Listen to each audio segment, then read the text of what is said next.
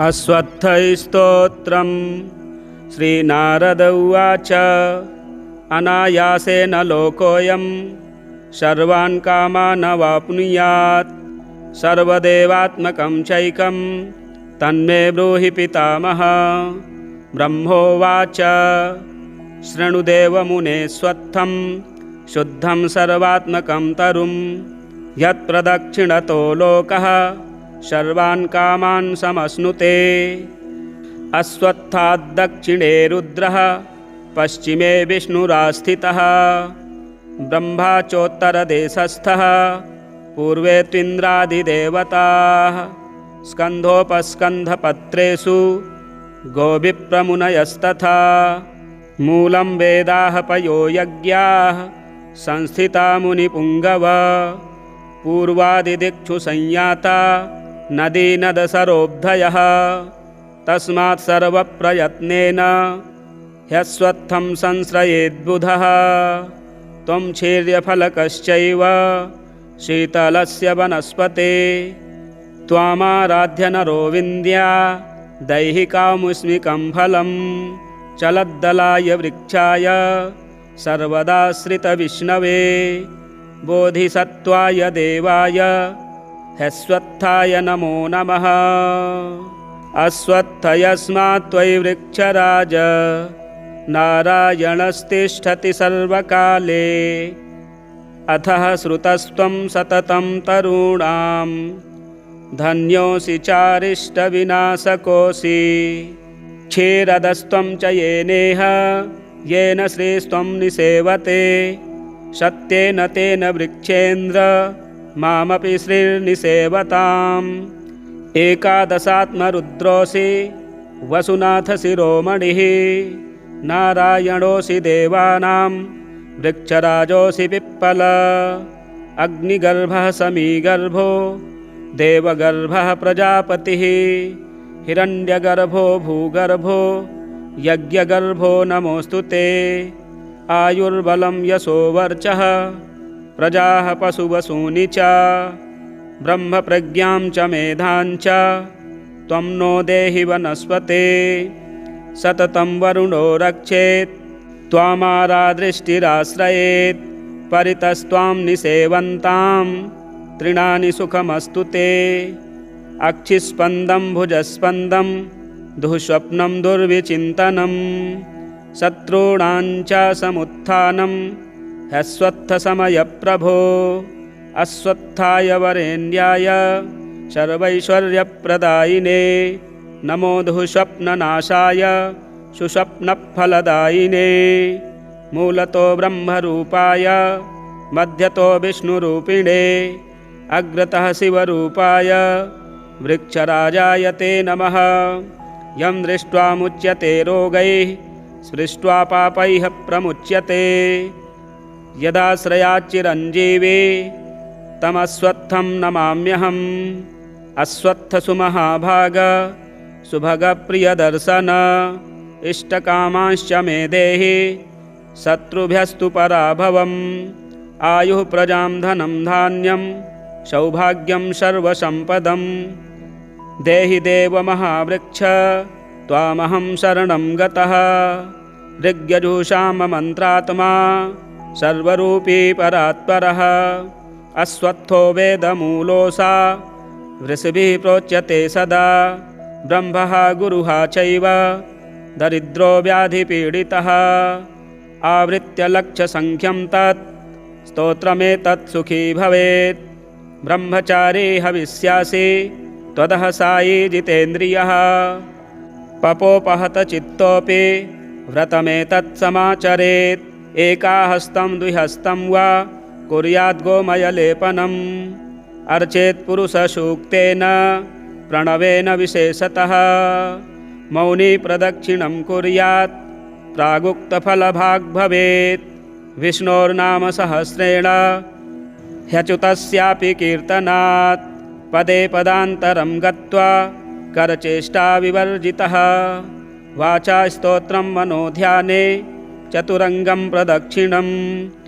अश्वत्थः स्थापितो येन तत्कुलं स्थापितं ततः धनायुषां समृद्धिस्तु नरकात्तारयेत् पित्रीन् अश्वत्थमूलमाश्रित्य शाकान्नोदकदानतः एकस्मिन् भोजिते विप्रे कोटिब्राह्मणभोजनम् अश्वत्थमूलमाश्रित्य जपहोमसुरार्चनात् अक्षयं फलमाप्नोति ब्रह्मणो वचनं यथा एवमाश्वासितोऽश्वत्थः सदाश्वासाय कल्पते यज्ञार्थं छेदिते स्वत्थे यक्षयं स्वर्गमापुनुयात् छिन्नो येन वृथा स्वस्थश्छेदिता पितृदेवताः अश्वत्थः पूजितो यत्र पूजिताः सर्वदेवताः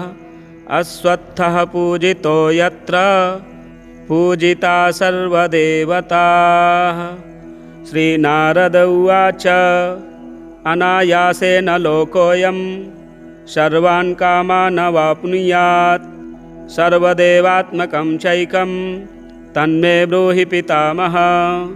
ब्रह्मोवाच शृणुदेवमुने स्वत्थं शुद्धं सर्वात्मकं तरुं यत्प्रदक्षिणतो लोकः सर्वान् कामान् समश्नुते। अश्वत्थाद्दक्षिणे रुद्रः पश्चिमे विष्णुरास्थितः ब्रह्मा चोत्तरदेशस्थः पूर्वे त्विन्द्रादिदेवताः स्कन्धोपस्कन्धपत्रेषु गोविप्रमुनयस्तथा मूलं वेदाः पयो यज्ञाः संस्थिता मुनिपुङ्गव पूर्वादिदिक्षु संयाता नदी नदसरोऽब्धयः तस्मात् सर्वप्रयत्नेन ह्यश्वत्थं संश्रयेद्बुधः त्वं क्षीर्यफलकश्चैव शीतलस्य वनस्पते त्वामाराध्य नरो विन्द्या दैहिकामुष्मिकं फलं चलद्दलाय वृक्षाय सर्वदाश्रितविष्णवे बोधिसत्त्वाय देवाय ह्यश्वत्थाय नमो नमः। अश्वत्थ यस्मात् त्वयि वृक्षराज नारायणस्तिष्ठति सर्वकाले अथः श्रुतस्त्वं सततं तरूणां धन्योऽसि चारिष्टविनाशकोऽसि क्षीरदस्त्वं च येनेह येन श्रीस्त्वं निसेवते सत्येन तेन वृक्षेन्द्र मामपि श्रीर्निसेवताम् एकादशात्मरुद्रोऽसि वसुनाथ शिरोमणिः नारायणोऽसि देवानां वृक्षराजोऽसि पिप्पल अग्निगर्भः समीगर्भो देवगर्भः प्रजापतिः हिरण्यगर्भो भूगर्भो यज्ञगर्भो नमोऽस्तु ते आयुर्बलं यशो वर्चः प्रजाः पशुवसूनि च ब्रह्मप्रज्ञां च मेधां च त्वं नो देहि वनस्पते सततं वरुणो रक्षेत् त्वामारादृष्टिराश्रयेत् परितस्त्वां निसेवन्तां तृणानि सुखमस्तु ते अक्षिस्पन्दं भुजस्पन्दं दुःस्वप्नं दुर्विचिन्तनं शत्रूणां च समुत्थानं ह्यश्वत्थसमयप्रभो अश्वत्थाय वरेण्याय सर्वैश्वर्यप्रदायिने नमो दुःस्वप्ननाशाय सुस्वप्नफलदायिने मूलतो ब्रह्मरूपाय मध्यतो विष्णुरूपिणे अग्रतः शिवरूपाय वृक्षराजाय ते नमः। यं दृष्ट्वा मुच्यते रोगैः स्पृष्ट्वा पापैः प्रमुच्यते यदाश्रयाच्चिरञ्जीवी तमश्वत्थं नमाम्यहम्। अश्वत्थसुमहाभाग सुभगप्रियदर्शन इष्टकामांश्च मे देहि शत्रुभ्यस्तु पराभवम् आयुः प्रजां धनं धान्यं सौभाग्यं सर्वसम्पदम् देहि देव महावृक्ष त्वामहं शरणं गतः ऋग्यजुषाममन्त्रात्मा सर्वरूपी परात्परः अश्वत्थो वेदमूलोऽसा वृषभिः प्रोच्यते सदा ब्रह्मः गुरुः चैव दरिद्रो व्याधिपीडितः आवृत्य लक्षसङ्ख्यं तत् स्तोत्रमेतत् सुखी भवेत्। ब्रह्मचारी हविष्यासि त्वदः सायी जितेन्द्रियः पपोपहत चित्तोऽपि व्रतमेतत् समाचरेत्।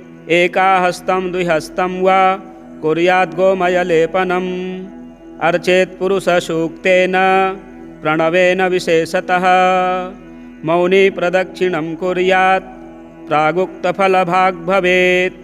विष्णोर्नाम सहस्रेण ह्यच्युतस्यापि कीर्तनात् पदे पदान्तरं गत्वा करचेष्टा विवर्जितः वाचा स्तोत्रं मनोध्याने चतुरङ्गं प्रदक्षिणम् अश्वत्थः स्थापितो येन तत्कुलं स्थापितं ततः धनायुषां समृद्धिस्तु नरकात्तारयेत् पितॄन् अश्वत्थमूलमाश्रित्य शाकान्नोदकदानतः एकस्मिन् भोजिते विप्रे कोटिब्राह्मणभोजनम् अश्वत्थमूलमाश्रित्य जपहोमसुरार्चनात् अक्षयं फलमाप्नोति ब्रह्मणो वचनं यथा।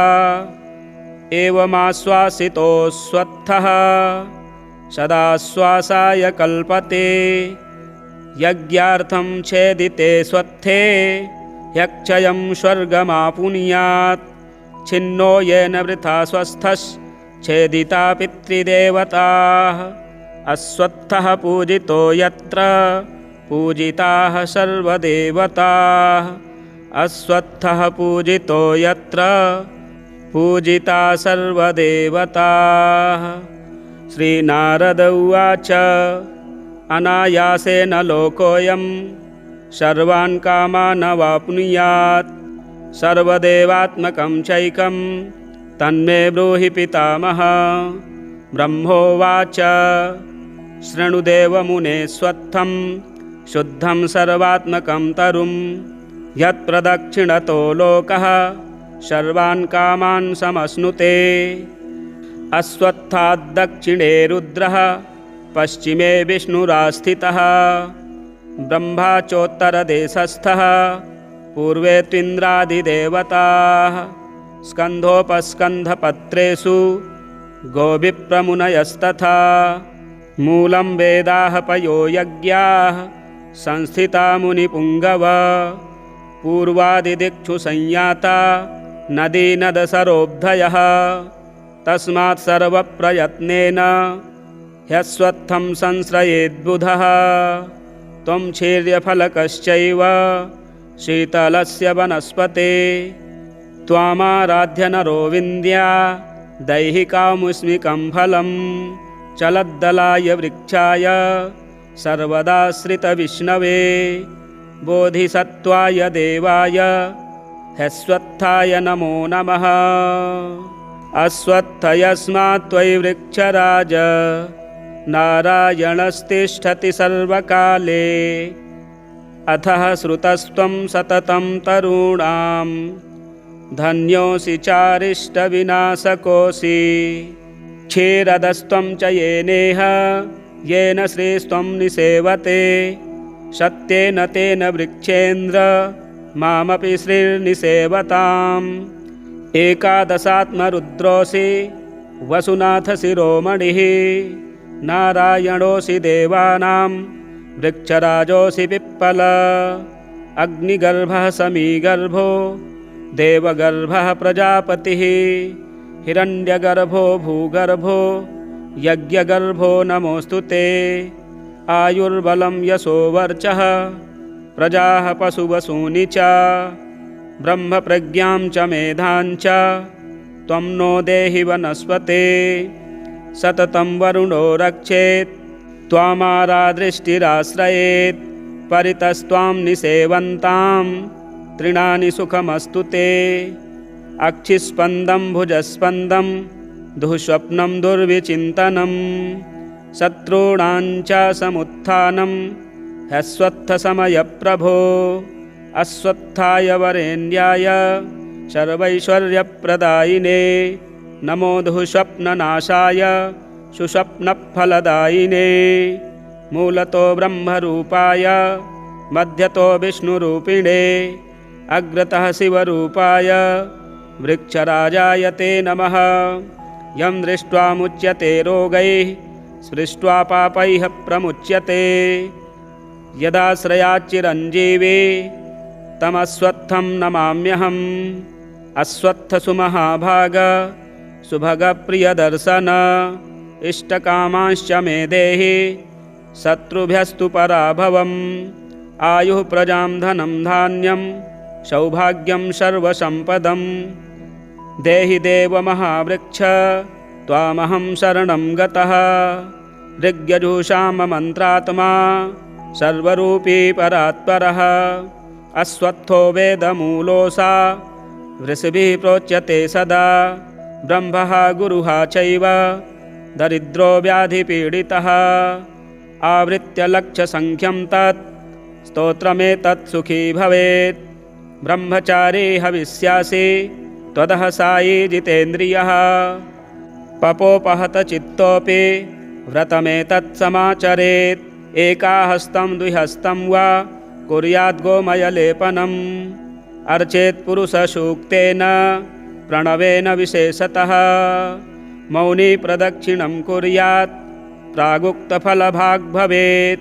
विष्णोर्नाम सहस्रेण ह्यच्युतस्यापि कीर्तनात्। पदे पदान्तरं गत्वा करचेष्टा विवर्जितः। वाचा स्तोत्रं मनोध्याने चतुरङ्गं प्रदक्षिणम्। अश्वत्थः स्थापितो येन तत्कुलं स्थापितं ततः। धनायुषां समृद्धिस्तु नरकात्तारयेत् पितॄन्। अश्वत्थमूलमाश्रित्य शाकान्नोदकदानतः। एकस्मिन् भोजिते विप्रे कोटिब्राह्मणभोजनम्। अश्वत्थमूलमाश्रित्य जपहोमसुरार्चनात् अक्षयं फलमाप्नोति ब्रह्मणो वचनं यथा। एवमाश्वासितोऽश्वत्थः सदाश्वासाय कल्पते। यज्ञार्थं छेदिते स्वत्थे ह्यक्षयं स्वर्गमापुनुयात्। छिन्नो येन वृथा स्वस्थश्छेदिता पितृदेवताः। अश्वत्थः पूजितो यत्र पूजिताः सर्वदेवताः। अश्वत्थः पूजितो यत्र पूजिता सर्वदेवताः। श्रीनारद उवाच अनायासेन लोकोऽयं सर्वान् कामान् वाप्नुयात्। सर्वदेवात्मकं चैकं तन्मे ब्रूहि पितामह। ब्रह्मोवाच शृणुदेवमुने स्वत्थं शुद्धं सर्वात्मकं तरुं। यत्प्रदक्षिणतो लोकः सर्वान् कामान् समश्नुते। अश्वत्थाद्दक्षिणे रुद्रः पश्चिमे विष्णुरास्थितः। ब्रह्मा चोत्तरदेशस्थः पूर्वे त्विन्द्रादिदेवताः। स्कन्धोपस्कन्धपत्रेषु गोविप्रमुनयस्तथा। मूलं वेदाः पयो यज्ञाः संस्थिता मुनिपुङ्गव। पूर्वादिदिक्षु संयाता नदी नदसरोऽब्धयः। तस्मात् सर्वप्रयत्नेन ह्यश्वत्थं संश्रयेद्बुधः। त्वं क्षीर्यफलकश्चैव शीतलस्य वनस्पते। त्वामाराध्य नरो विन्द्या दैहिकामुष्मिकं फलं। चलद्दलाय वृक्षाय सर्वदाश्रितविष्णवे। बोधिसत्त्वाय देवाय ह्यश्वत्थाय नमो नमः। अश्वत्थ यस्मात् त्वयि वृक्षराज नारायणस्तिष्ठति सर्वकाले। अथः श्रुतस्त्वं सततं तरूणां धन्योऽसि चारिष्टविनाशकोऽसि। क्षीरदस्त्वं च येनेह येन श्रीस्त्वं निसेवते। सत्येन तेन वृक्षेन्द्र मामपि श्रीर्निसेवताम्। एकादशात्मरुद्रोऽसि वसुनाथ शिरोमणिः। नारायणोऽसि देवानां वृक्षराजोऽसि पिप्पल। अग्निगर्भः समीगर्भो देवगर्भः प्रजापतिः हिरण्यगर्भो भूगर्भो यज्ञगर्भो नमोऽस्तु ते आयुर्बलं यशो वर्चः प्रजाः पशुवसूनि च ब्रह्मप्रज्ञां च मेधां च त्वं नो देहि वनस्पते सततं वरुणो रक्षेत् त्वामारादृष्टिराश्रयेत् परितस्त्वां निसेवन्तां तृणानि सुखमस्तु ते अक्षिस्पन्दं भुजस्पन्दं दुःस्वप्नं दुर्विचिन्तनं शत्रूणां च समुत्थानं ह्यस्वत्थसमयप्रभो अस्वत्थाय वरेण्याय सर्वैश्वर्यप्रदायिने नमो दुःस्वप्ननाशाय सुस्वप्नफलदायिने मूलतो ब्रह्मरूपाय मध्यतो विष्णुरूपिणे अग्रतः शिवरूपाय वृक्षराजाय ते नमः यं दृष्ट्वा मुच्यते रोगैः स्पृष्ट्वा पापैः प्रमुच्यते यदाश्रयाच्चिरञ्जीवी तमस्वत्थं नमाम्यहम् अस्वत्थसुमहाभाग सुभगप्रियदर्शन इष्टकामांश्च मे देहि शत्रुभ्यस्तु पराभवम् आयुः प्रजां धनं धान्यं सौभाग्यं सर्वसम्पदम् देहि देव महावृक्ष त्वामहं शरणं गतः ऋग्यजुषाममन्त्रात्मा सर्वरूपी परात्परः अस्वत्थो वेदमूलोऽसा वृषभिः प्रोच्यते सदा ब्रह्मः गुरुः चैव दरिद्रो व्याधिपीडितः आवृत्य लक्षसङ्ख्यं तत् स्तोत्रमेतत् सुखी भवेत् ब्रह्मचारी हविष्यासि त्वदः सायी जितेन्द्रियः पपोपहत चित्तोऽपि व्रतमेतत् समाचरेत् एकाहस्तं द्विहस्तं वा कुर्यात् गोमयलेपनम् अर्चेत् पुरुषसूक्तेन प्रणवेन विशेषतः मौनी प्रदक्षिणं कुर्यात् प्रागुक्तफलभाग् भवेत् विष्णोर्नाम सहस्रेण ह्यच्युतस्यापि कीर्तनात् पदे पदान्तरं गत्वा करचेष्टा विवर्जितः वाचा स्तोत्रं मनोध्याने चतुरङ्गं प्रदक्षिणम् अस्वत्थः स्थापितो येन तत्कुलं स्थापितं ततः धनायुषां समृद्धिस्तु नरकात्तारयेत् पितॄन् अस्वत्थमूलमाश्रित्य शाकान्नोदकदानतः एकस्मिन् भोजिते विप्रे कोटिब्राह्मणभोजनम् अस्वत्थमूलमाश्रित्य जपहोमसुरार्चनात् अक्षयं फलमाप्नोति ब्रह्मणो वचनं यथा एवमाश्वासितोऽस्वत्थः सदाश्वासाय कल्पते यज्ञार्थं छेदिते स्वत्थे ह्यक्षयं स्वर्गमापुनुयात् छिन्नो येन वृथा स्वस्थश्छेदिता पितृदेवताः अस्वत्थः पूजितो यत्र पूजिताः सर्वदेवताः अस्वत्थः पूजितो यत्र पूजिता सर्वदेवताः। श्रीनारद उवाच अनायासेन लोकोऽयं सर्वान् कामान् अवाप्नुयात् सर्वदेवात्मकं चैकं तन्मे ब्रूहि पितामह। ब्रह्मोवाच शृणुदेवमुने स्वत्थं शुद्धं सर्वात्मकं तरुं यत्प्रदक्षिणतो लोकः सर्वान् कामान् समश्नुते।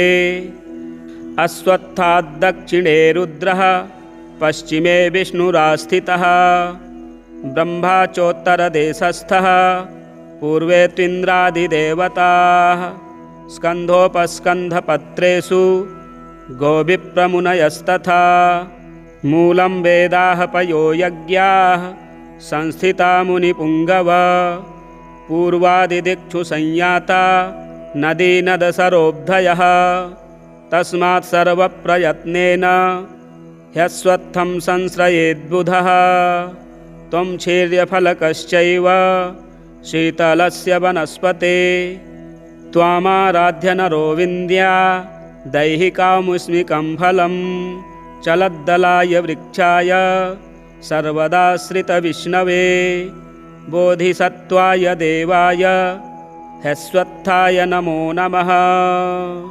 अश्वत्थयस्मात् त्वयि वृक्षराज नारायणस्तिष्ठति सर्वकाले अथः श्रुतस्त्वं सततं तरूणां धन्योऽसि चारिष्टविनाशकोऽसि क्षीरदस्त्वं च येनेह येन श्रीस्त्वं निसेवते सत्येन तेन वृक्षेन्द्र मामपि श्रीर्निसेवताम् एकादशात्मरुद्रोऽसि वसुनाथ शिरोमणिः नारायणोऽसि देवानां वृक्षराजोऽसि पिप्पल अग्निगर्भः समीगर्भो देवगर्भः प्रजापतिः हिरण्यगर्भो भूगर्भो यज्ञगर्भो नमोऽस्तु ते आयुर्बलं यशोवर्चः प्रजाः पशुवसूनि च ब्रह्मप्रज्ञां च मेधां च त्वं नो देहि वनस्पते सततं वरुणो रक्षेत् त्वामारादृष्टिराश्रयेत् परितस्त्वां निसेवन्तां तृणानि सुखमस्तु ते अक्षिस्पन्दं भुजस्पन्दं दुःस्वप्नं दुर्विचिन्तनं शत्रूणां च समुत्थानं ह्यश्वत्थसमयप्रभो अश्वत्थाय वरेण्याय सर्वैश्वर्यप्रदायिने नमो दुःस्वप्ननाशाय सुस्वप्नफलदायिने मूलतो ब्रह्मरूपाय मध्यतो विष्णुरूपिणे अग्रतः शिवरूपाय वृक्षराजाय ते नमः। यं दृष्ट्वा मुच्यते रोगैः स्पृष्ट्वा पापैः प्रमुच्यते यदाश्रयाच्चिरञ्जीवी तमश्वत्थं नमाम्यहम्। अश्वत्थसुमहाभाग सुभगप्रियदर्शन इष्टकामांश्च मे देहि शत्रुभ्यस्तु पराभवम् आयुः प्रजां धनं धान्यं सौभाग्यं सर्वसम्पदं देहि देव महावृक्ष त्वामहं शरणं गतः ऋग्यजुषां मन्त्रात्मा सर्वरूपी परात्परः अश्वत्थो वेदमूलोऽसा वृषभिः प्रोच्यते सदा ब्रह्मः गुरुः चैव दरिद्रो व्याधिपीडितः आवृत्य लक्षसङ्ख्यं तत् स्तोत्रमेतत् सुखी भवेत् ब्रह्मचारी हविष्यासि त्वदः सायी जितेन्द्रियः पपोपहत चित्तोऽपि व्रतमेतत् समाचरेत् एकाहस्तं द्विहस्तं वा कुर्यात् गोमयलेपनम् अर्चेत् पुरुषसूक्तेन प्रणवेन विशेषतः मौनी प्रदक्षिणं कुर्यात् प्रागुक्तफलभाग् भवेत् विष्णोर्नाम सहस्रेण ह्यच्युतस्यापि कीर्तनात् पदे पदान्तरं गत्वा करचेष्टा विवर्जितः वाचा स्तोत्रं मनोध्याने चतुरङ्गं प्रदक्षिणम् अश्वत्थः स्थापितो येन तत्कुलं स्थापितं ततः धनायुषां समृद्धिस्तु नरकात्तारयेत् पित्रीन् अश्वत्थमूलमाश्रित्य शाकान्नोदकदानतः एकस्मिन् भोजिते विप्रे कोटिब्राह्मणभोजनम् अश्वत्थमूलमाश्रित्य जपहोमसुरार्चनात् अक्षयं फलमाप्नोति ब्रह्मणो वचनं यथा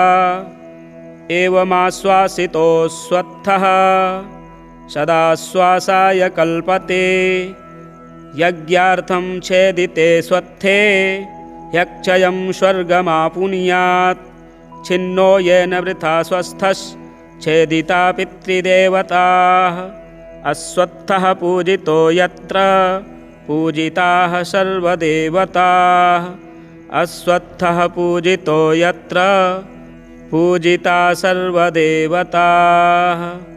श्रीनारद उवाच अनायासेन लोकोऽयं सर्वान् कामान् वाप्नुयात् सर्वदेवात्मकं चैकं तन्मे ब्रूहि पितामह।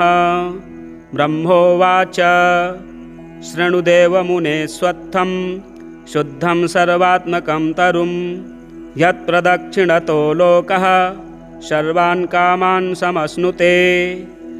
अश्वत्थाद्दक्षिणे रुद्रः पश्चिमे विष्णुरास्थितः ब्रह्मा चोत्तरदेशस्थः पूर्वे त्विन्द्रादिदेवताः स्कन्धोपस्कन्धपत्रेषु गोविप्रमुनयस्तथा मूलं वेदाः पयो यज्ञाः संस्थिता मुनिपुङ्गव पूर्वादिदिक्षु संयाता नदी नदसरोऽब्धयः तस्मात् सर्वप्रयत्नेन ह्यश्वत्थं संश्रयेद्बुधः त्वं क्षीर्यफलकश्चैव शीतलस्य वनस्पते त्वामाराध्य नरो विन्द्या दैहिकामुष्मिकं फलं चलद्दलाय वृक्षाय सर्वदाश्रितविष्णवे बोधिसत्त्वाय देवाय ह्यश्वत्थाय नमो नमः।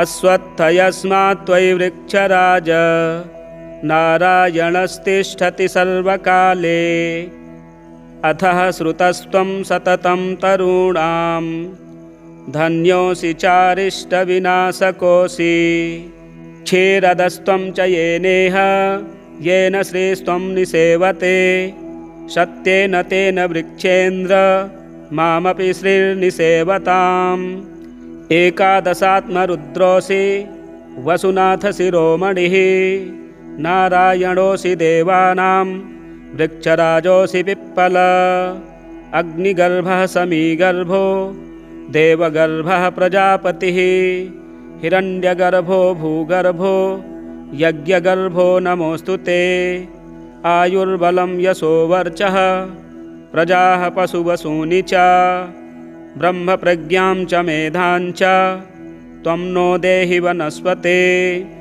सततं वरुणो रक्षेत् त्वामारादृष्टिराश्रयेत् परितस्त्वां निसेवन्तां तृणानि सुखमस्तु ते अक्षिस्पन्दं भुजस्पन्दं दुःस्वप्नं दुर्विचिन्तनं शत्रूणां च समुत्थानं ह्यश्वत्थसमयप्रभो अश्वत्थाय वरेण्याय सर्वैश्वर्यप्रदायिने नमो दुःस्वप्ननाशाय सुस्वप्नफलदायिने मूलतो ब्रह्मरूपाय मध्यतो विष्णुरूपिणे अग्रतः शिवरूपाय वृक्षराजाय ते नमः। यं दृष्ट्वा मुच्यते रोगैः स्पृष्ट्वा पापैः प्रमुच्यते यदाश्रयाच्चिरञ्जीवी तमश्वत्थं नमाम्यहम्। अश्वत्थसुमहाभाग सुभगप्रियदर्शन इष्टकामांश्च मे देहि शत्रुभ्यस्तु पराभवम् आयुः प्रजां धनं धान्यं सौभाग्यं सर्वसम्पदम् देहि देव महावृक्ष त्वामहं शरणं गतः ऋग्यजुषाममन्त्रात्मा सर्वरूपी परात्परः अश्वत्थो वेदमूलोऽसा वृषभिः प्रोच्यते सदा ब्रह्मः गुरुः चैव दरिद्रो व्याधिपीडितः आवृत्य लक्षसङ्ख्यं तत् स्तोत्रमेतत् सुखी भवेत् ब्रह्मचारी हविष्यासि त्वदः सायी जितेन्द्रियः पपोपहत चित्तोऽपि व्रतमेतत् समाचरेत् एकाहस्तं द्विहस्तं वा कुर्यात् गोमयलेपनम् अर्चेत् पुरुषसूक्तेन प्रणवेन विशेषतः मौनी प्रदक्षिणं कुर्यात् प्रागुक्तफलभाग् भवेत् विष्णोर्नाम सहस्रेण ह्यच्युतस्यापि कीर्तनात् पदे पदान्तरं गत्वा करचेष्टा विवर्जितः वाचा स्तोत्रं मनोध्याने चतुरङ्गं प्रदक्षिणम् अश्वत्थः स्थापितो येन तत्कुलं स्थापितं ततः धनायुषां समृद्धिस्तु नरकात्तारयेत् पितॄन् अश्वत्थमूलमाश्रित्य शाकान्नोदकदानतः एकस्मिन् भोजिते विप्रे कोटिब्राह्मणभोजनम् अश्वत्थमूलमाश्रित्य जपहोमसुरार्चनात् अक्षयं फलमाप्नोति ब्रह्मणो वचनं यथा। एवमाश्वासितोऽश्वत्थः सदाश्वासाय कल्पते। यज्ञार्थं छेदिते स्वत्थे ह्यक्षयं स्वर्गमापुनुयात्। छिन्नो येन वृथा स्वस्थश्छेदिता पितृदेवताः। अश्वत्थः पूजितो यत्र पूजिताः सर्वदेवताः। अश्वत्थः पूजितो यत्र पूजिता सर्वदेवताः। श्रीनारद उवाच अनायासेन लोकोऽयं सर्वान् कामानवाप्नुयात्। सर्वदेवात्मकं चैकं तन्मे ब्रूहि पितामह। ब्रह्मोवाच शृणुदेवमुने स्वत्थं शुद्धं सर्वात्मकं तरुं। यत्प्रदक्षिणतो लोकः सर्वान् कामान् समश्नुते। अश्वत्थाद्दक्षिणे रुद्रः पश्चिमे विष्णुरास्थितः। ब्रह्मा चोत्तरदेशस्थः पूर्वे त्विन्द्रादिदेवताः। स्कन्धोपस्कन्धपत्रेषु गोविप्रमुनयस्तथा। मूलं वेदाः पयो यज्ञाः संस्थिता मुनिपुङ्गव। पूर्वादिदिक्षु संयाता नदी नदसरोऽब्धयः। तस्मात् सर्वप्रयत्नेन ह्यश्वत्थं संश्रयेद्बुधः। त्वं क्षीर्यफलकश्चैव शीतलस्य वनस्पते। त्वामाराध्य नरो विन्द्या दैहिकामुष्मिकं फलं। चलद्दलाय वृक्षाय सर्वदाश्रितविष्णवे। बोधिसत्त्वाय देवाय ह्यश्वत्थाय नमो नमः। अश्वत्थ यस्मात् त्वयि वृक्षराज नारायणस्तिष्ठति सर्वकाले। अथः श्रुतस्त्वं सततं तरूणां धन्योऽसि चारिष्टविनाशकोऽसि। क्षीरदस्त्वं च येनेह येन श्रीस्त्वं निसेवते। सत्येन तेन वृक्षेन्द्र मामपि श्रीर्निसेवताम्। एकादशात्मरुद्रोऽसि वसुनाथ शिरोमणिः। नारायणोऽसि देवानां वृक्षराजोऽसि पिप्पल। अग्निगर्भः समीगर्भो देवगर्भः प्रजापतिः। हिरण्यगर्भो भूगर्भो यज्ञगर्भो नमोऽस्तु ते। आयुर्बलं यशोवर्चः प्रजाः पशुवसूनि च। ब्रह्मप्रज्ञां च मेधां च त्वं नो देहि वनस्पते। सततं वरुणो रक्षेत् त्वामारादृष्टिराश्रयेत्। परितस्त्वां निसेवन्तां तृणानि सुखमस्तु ते। अक्षिस्पन्दं भुजस्पन्दं दुःस्वप्नं दुर्विचिन्तनं। शत्रूणां च समुत्थानं ह्यश्वत्थसमयप्रभो। अश्वत्थाय वरेण्याय सर्वैश्वर्यप्रदायिने। नमो दुःस्वप्ननाशाय सुस्वप्नफलदायिने। मूलतो ब्रह्मरूपाय मध्यतो विष्णुरूपिणे। अग्रतः शिवरूपाय वृक्षराजाय ते नमः। यं दृष्ट्वा मुच्यते रोगैः स्पृष्ट्वा पापैः प्रमुच्यते। यदाश्रयाच्चिरञ्जीवी तमश्वत्थं नमाम्यहम्। अश्वत्थसुमहाभाग सुभगप्रियदर्शन। इष्टकामांश्च मे देहि शत्रुभ्यस्तु पराभवम्। आयुः प्रजां धनं धान्यं सौभाग्यं सर्वसम्पदम्। देहि देव महावृक्ष त्वामहं शरणं गतः। ऋग्यजुषां मन्त्रात्मा सर्वरूपी परात्परः। अश्वत्थो वेदमूलोऽसा वृषभिः प्रोच्यते सदा। ब्रह्मः गुरुः चैव दरिद्रो व्याधिपीडितः। आवृत्य लक्षसङ्ख्यं तत् स्तोत्रमेतत् सुखी भवेत्। ब्रह्मचारी हविष्यासि त्वदः सायी जितेन्द्रियः। पपोपहत चित्तोऽपि व्रतमेतत्समाचरेत्। एकाहस्तं द्विहस्तं वा कुर्यात् गोमयलेपनम्। अर्चेत् पुरुषसूक्तेन प्रणवेन विशेषतः। मौनी प्रदक्षिणं कुर्यात् प्रागुक्तफलभाग् भवेत्। विष्णोर्नाम सहस्रेण ह्यच्युतस्यापि कीर्तनात्। पदे पदान्तरं गत्वा करचेष्टा विवर्जितः। वाचा स्तोत्रं मनोध्याने चतुरङ्गं प्रदक्षिणम्। अश्वत्थः स्थापितो येन तत्कुलं स्थापितं ततः। धनायुषां समृद्धिस्तु नरकात्तारयेत् पित्रीन्। अश्वत्थमूलमाश्रित्य शाकान्नोदकदानतः। एकस्मिन् भोजिते विप्रे कोटिब्राह्मणभोजनम्।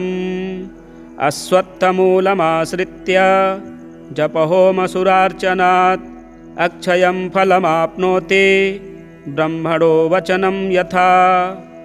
एवमाश्वासितोऽश्वत्थः सदाश्वासाय कल्पते।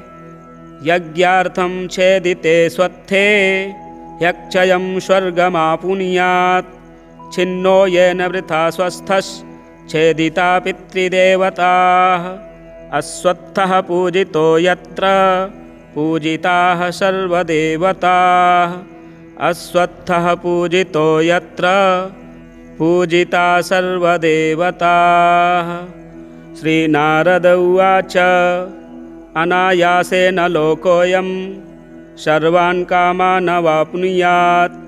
सर्वदेवात्मकं चैकं तन्मे ब्रूहि पितामह। ब्रह्मोवाच शृणुदेवमुने स्वत्थं शुद्धं सर्वात्मकं तरुं। यत्प्रदक्षिणतो लोकः सर्वान् कामान् समश्नुते। अश्वत्थाद्दक्षिणे रुद्रः पश्चिमे विष्णुरास्थितः। ब्रह्मा चोत्तरदेशस्थः पूर्वे त्विन्द्रादिदेवताः। स्कन्धोपस्कन्धपत्रेषु गोविप्रमुनयस्तथा। मूलं वेदाः पयो यज्ञाः संस्थिता मुनिपुङ्गव। पूर्वादिदिक्षु संयाता नदी नदसरोऽब्धयः। तस्मात् सर्वप्रयत्नेन ह्यश्वत्थं संश्रयेद्बुधः। त्वं क्षीर्यफलकश्चैव शीतलस्य वनस्पते। त्वामाराध्य नरो विन्द्या दैहिकामुष्मिकं फलं। चलद्दलाय वृक्षाय सर्वदाश्रितविष्णवे। बोधिसत्त्वाय देवाय ह्यश्वत्थाय नमो नमः।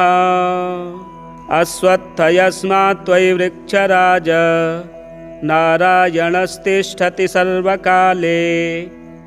अथः श्रुतस्त्वं सततं तरूणां धन्योऽसि चारिष्टविनाशकोऽसि। क्षीरदस्त्वं च येनेह येन श्रीस्त्वं निसेवते।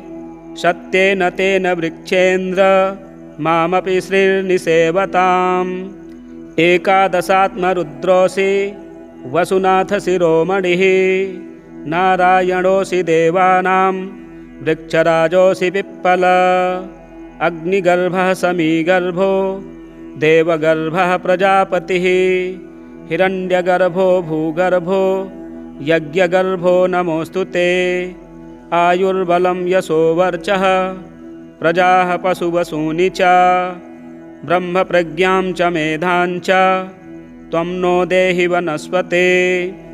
सततं वरुणो रक्षेत् त्वामारादृष्टिराश्रयेत्। परितस्त्वां निसेवन्तां तृणानि सुखमस्तु ते। अक्षिस्पन्दं भुजस्पन्दं दुःस्वप्नं दुर्विचिन्तनं। शत्रूणां च समुत्थानं ह्यश्वत्थसमयप्रभो। अश्वत्थाय वरेण्याय सर्वैश्वर्यप्रदायिने। नमो दुःस्वप्ननाशाय सुस्वप्नफलदायिने। मूलतो ब्रह्मरूपाय मध्यतो विष्णुरूपिणे। अग्रतः शिवरूपाय वृक्षराजाय ते नमः। यं दृष्ट्वा मुच्यते रोगैः स्पृष्ट्वा पापैः प्रमुच्यते। यदाश्रयाच्चिरञ्जीवी तमस्वत्थं नमाम्यहम्। अश्वत्थसुमहाभाग सुभगप्रियदर्शन इष्टकामांश्च मे देहि शत्रुभ्यस्तु पराभवम्। आयुः प्रजां धनं धान्यं सौभाग्यं सर्वसम्पदम्। देहि देव महावृक्ष त्वामहं शरणं गतः। ऋग्यजुषाममन्त्रात्मा सर्वरूपी परात्परः। अश्वत्थो वेदमूलोऽसा वृषभिः प्रोच्यते सदा। ब्रह्मः गुरुः चैव दरिद्रो व्याधिपीडितः। आवृत्य लक्ष्यसङ्ख्यं तत् स्तोत्रमेतत् सुखी भवेत्। ब्रह्मचारी हविष्यासि त्वदः सायी जितेन्द्रियः। पपोपहत चित्तोऽपि व्रतमेतत् समाचरेत्। एकाहस्तं द्विहस्तं वा कुर्यात् गोमयलेपनम्। अर्चेत् पुरुषसूक्तेन प्रणवेन विशेषतः। मौनी प्रदक्षिणं कुर्यात् प्रागुक्तफलभाग् भवेत्। विष्णोर्नाम सहस्रेण ह्यच्युतस्यापि कीर्तनात्। पदे पदान्तरं गत्वा करचेष्टा विवर्जितः। वाचा स्तोत्रं मनोध्याने चतुरङ्गं प्रदक्षिणम्। अश्वत्थः स्थापितो येन तत्कुलं स्थापितं ततः। धनायुषां समृद्धिस्तु नरकात्तारयेत् पितॄन्। अश्वत्थमूलमाश्रित्य शाकान्नोदकदानतः। एकस्मिन् भोजिते विप्रे कोटिब्राह्मणभोजनम्। अश्वत्थमूलमाश्रित्य जपहोमसुरार्चनात् अक्षयं फलमाप्नोति ब्रह्मणो वचनं यथा। एवमाश्वासितोऽश्वत्थः सदाश्वासाय कल्पते। यज्ञार्थं छेदिते स्वत्थे ह्यक्षयं स्वर्गमापुनुयात्। छिन्नो येन वृथा स्वस्थश्छेदिता पितृदेवताः। अश्वत्थः पूजितो यत्र पूजिताः सर्वदेवताः। अश्वत्थः पूजितो यत्र पूजिता सर्वदेवताः। श्रीनारद उवाच अनायासेन लोकोऽयं सर्वान् कामान् अवाप्नुयात्। सर्वदेवात्मकं चैकं तन्मे ब्रूहि पितामह। ब्रह्मोवाच शृणुदेवमुने स्वत्थं शुद्धं सर्वात्मकं तरुं। यत्प्रदक्षिणतो लोकः सर्वान् कामान् समश्नुते। अश्वत्थाद्दक्षिणे रुद्रः पश्चिमे विष्णुरास्थितः। ब्रह्मा चोत्तरदेशस्थः पूर्वे त्विन्द्रादिदेवताः। स्कन्धोपस्कन्धपत्रेषु गोविप्रमुनयस्तथा। मूलं वेदाः पयो यज्ञाः संस्थिता मुनिपुङ्गव। पूर्वादिदिक्षु संयाता नदी नदसरोऽब्धयः। तस्मात् सर्वप्रयत्नेन ह्यश्वत्थं संश्रयेद्बुधः। त्वं क्षीर्यफलकश्चैव शीतलस्य वनस्पते। त्वामाराध्य नरो विन्द्या दैहिकामुष्मिकं फलम्। चलद्दलाय वृक्षाय सर्वदाश्रितविष्णवे। बोधिसत्त्वाय देवाय ह्यश्वत्थाय नमो नमः। अश्वत्थ यस्मात् त्वयि वृक्षराज नारायणस्तिष्ठति सर्वकाले। अथः श्रुतस्त्वं सततं तरूणां धन्योऽसि चारिष्टविनाशकोऽसि। क्षीरदस्त्वं च येनेह येन श्रीस्त्वं निसेवते। सत्येन तेन वृक्षेन्द्र मामपि श्रीर्निसेवताम्। एकादशात्मरुद्रोऽसि वसुनाथ शिरोमणिः। नारायणोऽसि देवानां वृक्षराजोऽसि पिप्पल। अग्निगर्भः समीगर्भो देवगर्भः प्रजापतिः। हिरण्यगर्भो भूगर्भो यज्ञगर्भो नमोऽस्तु ते।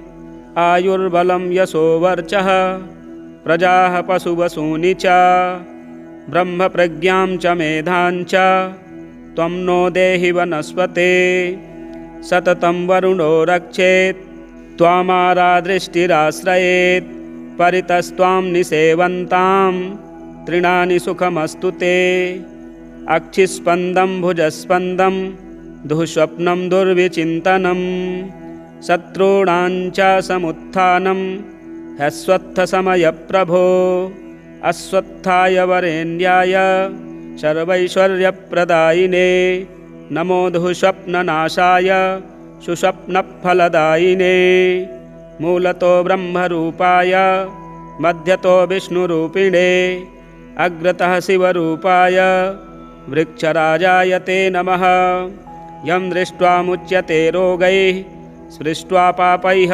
प्रमुच्यते यदाश्रयाच्चिरञ्जीवी तमस्वत्थं नमाम्यहम् अस्वत्थसुमहाभाग सुभगप्रियदर्शन इष्टकामांश्च मे देहि शत्रुभ्यस्तु पराभवम् आयुः प्रजां धनं धान्यं सौभाग्यं सर्वसम्पदं देहि देव महावृक्ष त्वामहं शरणं गतः ऋग्यजुषां मन्त्रात्मा सर्वरूपी परात्परः अस्वत्थो वेदमूलोऽसा वृषभिः प्रोच्यते सदा ब्रह्मः गुरुः चैव दरिद्रो व्याधिपीडितः आवृत्य लक्षसङ्ख्यं तत् स्तोत्रमेतत् सुखी भवेत् ब्रह्मचारी हविष्यासि त्वदः सायी जितेन्द्रियः पपोपहत चित्तोऽपि व्रतमेतत् समाचरेत्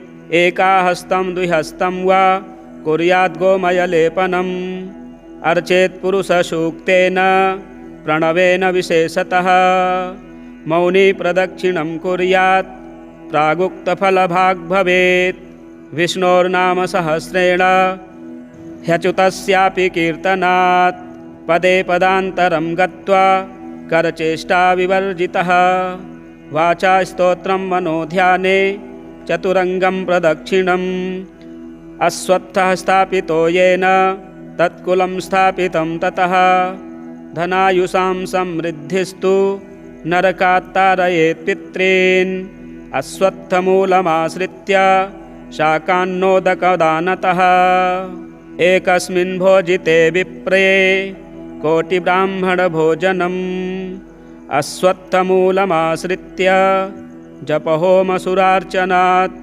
अक्षयं फलमाप्नोति ब्रह्मणो वचनं यथा एवमाश्वासितोऽस्वत्थः सदाश्वासाय कल्पते यज्ञार्थं छेदिते स्वत्थे ह्यक्षयं स्वर्गमापुनुयात् छिन्नो येन वृथा स्वस्थश्छेदिता पितृदेवताः अस्वत्थः पूजितो यत्र पूजिताः सर्वदेवताः अस्वत्थः पूजितो यत्र पूजिता सर्वदेवताः। श्रीनारद उवाच अनायासेन लोकोऽयं सर्वान् कामान् वाप्नुयात् सर्वदेवात्मकं चैकं तन्मे ब्रूहि पितामह।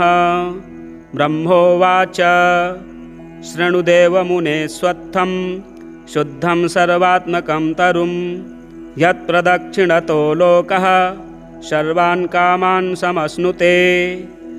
अस्वत्थाद्दक्षिणे रुद्रः पश्चिमे विष्णुरास्थितः ब्रह्मा चोत्तरदेशस्थः पूर्वे त्विन्द्रादिदेवताः स्कन्धोपस्कन्धपत्रेषु गोविप्रमुनयस्तथा मूलं वेदाः पयो यज्ञाः संस्थिता मुनिपुङ्गव पूर्वादिदिक्षु संयाता नदी नदसरोऽब्धयः तस्मात् सर्वप्रयत्नेन ह्यस्वत्थं संश्रयेद्बुधः त्वं क्षीर्यफलकश्चैव शीतलस्य वनस्पते त्वामाराध्य नरो विन्द्या दैहिकामुष्मिकं फलं चलद्दलाय वृक्षाय सर्वदाश्रितविष्णवे बोधिसत्त्वाय देवाय ह्यस्वत्थाय नमो नमः।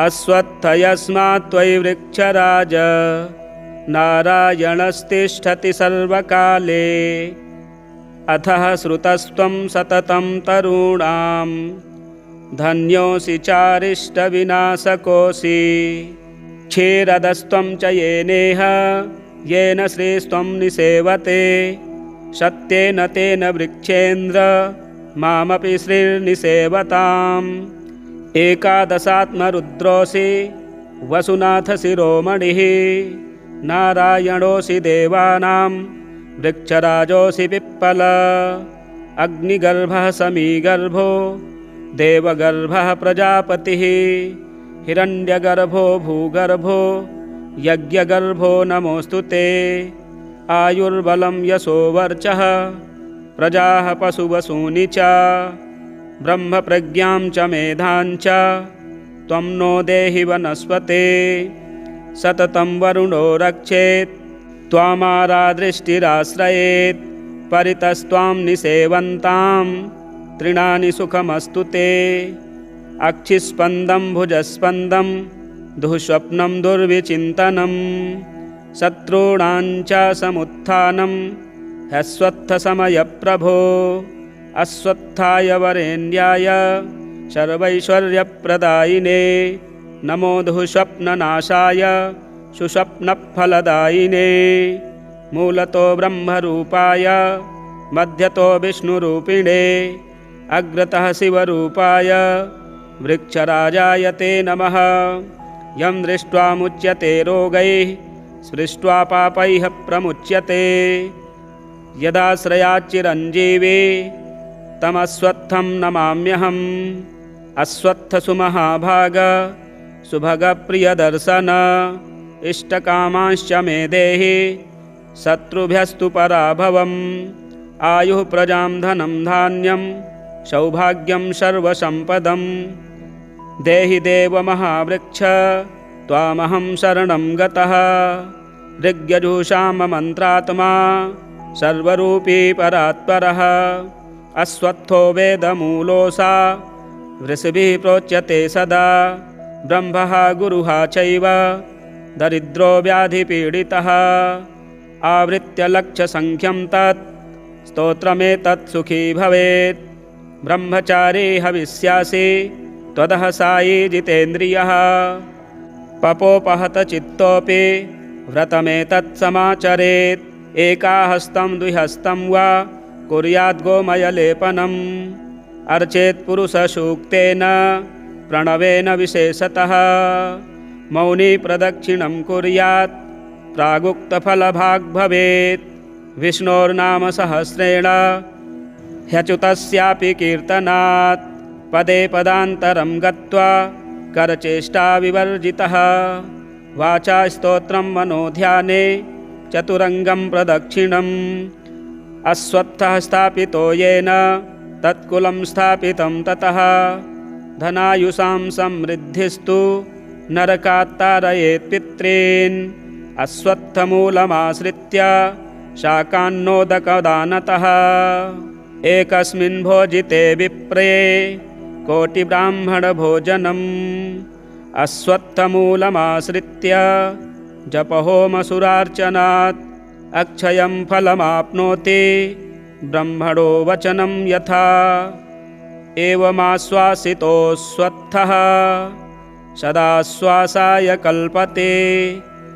यज्ञार्थं छेदिते स्वत्थे ह्यक्षयं स्वर्गमापुनुयात् छिन्नो येन वृथा स्वस्थश्छेदिता पितृदेवताः अश्वत्थः पूजितो यत्र पूजिताः सर्वदेवताः अश्वत्थः पूजितो यत्र पूजिता सर्वदेवताः। श्रीनारद उवाच अनायासेन लोकोऽयं सर्वान् कामान् अवाप्नुयात् सर्वदेवात्मकं चैकं तन्मे ब्रूहि पितामह। ब्रह्मोवाच शृणुदेवमुने स्वत्थं शुद्धं सर्वात्मकं तरुं यत्प्रदक्षिणतो लोकः सर्वान् कामान् समश्नुते।